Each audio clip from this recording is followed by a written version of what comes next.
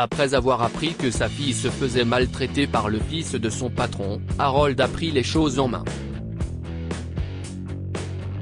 Il se doutait que ses actions allaient le mettre dans le pétrin qui déboucherait à son renvoi. Mais ce qui s'est passé ensuite a dépassé ses rêves les plus fous. Harold adore sa fille, Taylor, qu'il élevait tout seul. Il occupait un poste de manager ordinaire pour une entreprise privée. Comme la plupart des pères, il voulait faire de son mieux pour sa fille, mais il avait des dettes, une hypothèque sur sa maison et de nombreuses factures à payer chaque mois. Par conséquent, Harold devait réfléchir à 2 fois avant de faire la moindre dépense. Cela explique pourquoi, bien qu'il ait occupé le même poste pendant 6 ans sans aucune promotion, il chérissait son travail. Après tout, comment pourrait-il faire vivre sa fille autrement? Mais tout a changé un jour. Taylor est rentrée à la maison en pleurs et a refusé de lui parler.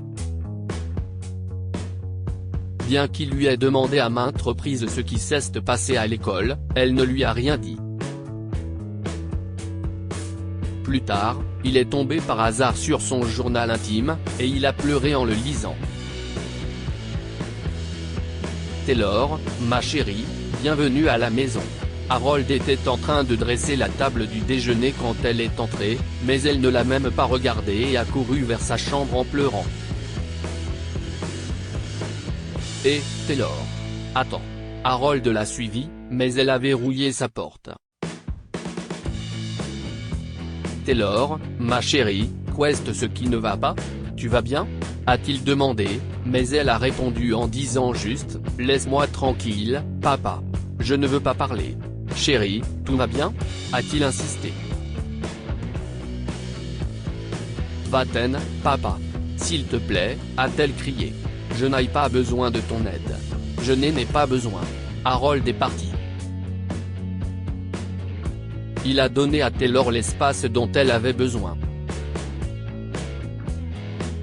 Après tout, c'était une adolescente, et parfois, les filles ont du mal à évoquer certains sujets avec leur père. Parfois, elles ont besoin de leur mère, pensa Harold, pour parler de leur béguin, de leur chagrin d'amour et d'autres choses. 1 heure plus tard, Taylor est sortie de sa chambre et a quitté la maison. Où vas-tu, Taylor? Tu n'as pas déjeuné, et je dois partir au travail. A dit Harold. Tu peux aller au travail, papa. Je vais rester ici, dit-elle impoliment en claquant la porte derrière elle. Harold avait l'habitude de rentrer tous les après-midi pour le déjeuner, car il ne voulait pas que Taylor mange seule. Après cela, elle restait chez Stacy jusqu'à ce qu'il rentre à la maison. Ce jour-là, Harold était sur le point de partir au travail, mais il ne l'a pas fait, car son esprit était préoccupé par Taylor. Il ne l'avait pas vue si perturbée depuis la mort de sa mère. Il savait que ce qu'il s'apprêtait à faire était mal, mais il a décidé de fouiller sa chambre, pensant qu'il trouverait quelque chose qui expliquerait sa mauvaise humeur. Quand Harold est entré dans la chambre de Taylor, il y a trouvé un grand bazar. Elle devait être furieuse, a-t-il pensé. Son sac était par terre, et il a aperçu un journal intime. Harold a ramassé le sac et a commencé à le remplir quand il a remarqué que certaines pages étaient froissées et qu'il y avait des empreintes de chaussures dessus, comme si quelqu'un avait marché dessus. Harold était inquiet, car il savait que ces empreintes n'étaient pas celles des chaussures de Taylor. Sa fille se faisait-elle maltraiter à l'école? Harold s'est assis sur le lit de Taylor, lisant son journal intime de la première à la dernière page. À la fin de la lecture, il a éclaté en sanglots. Taylor s'était confié sur tous les aspects de sa vie, y compris sur la mort de sa mère. Mais ce sont les dernières informations du journal qui ont fait pleurer Harold comme un enfant. Cher journal, papa m'aime, je le sais. Mais je me sens très mal quand il défend Arthur. Si est-il le fils du patron de papa? Je me sens vraiment blessé. Est-ce que papa peut me faire passer en priorité? Pourquoi doit-il favoriser Arthur alors qu'il sait à quel point il me dérange?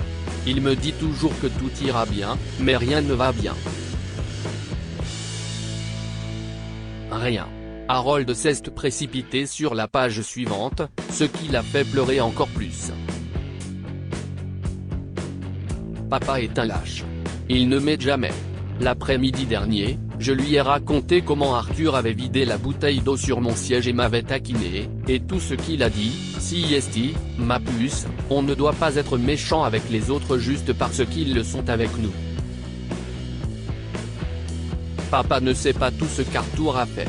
Il a lu mon journal intime devant toute la classe, et tous ces enfants méchants se sont moqués de moi. Tu me manques, maman. Papa a changé. Je crois qu'il ne m'aime plus. J'aimerais que tu sois là, maman.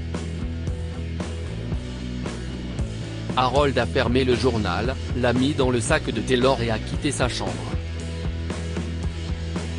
Le lendemain, il est arrivé à son école pour la récupérer et a vu Arthur en train de lui tirer les cheveux et de l'embêter alors qu'elle sortait de l'école.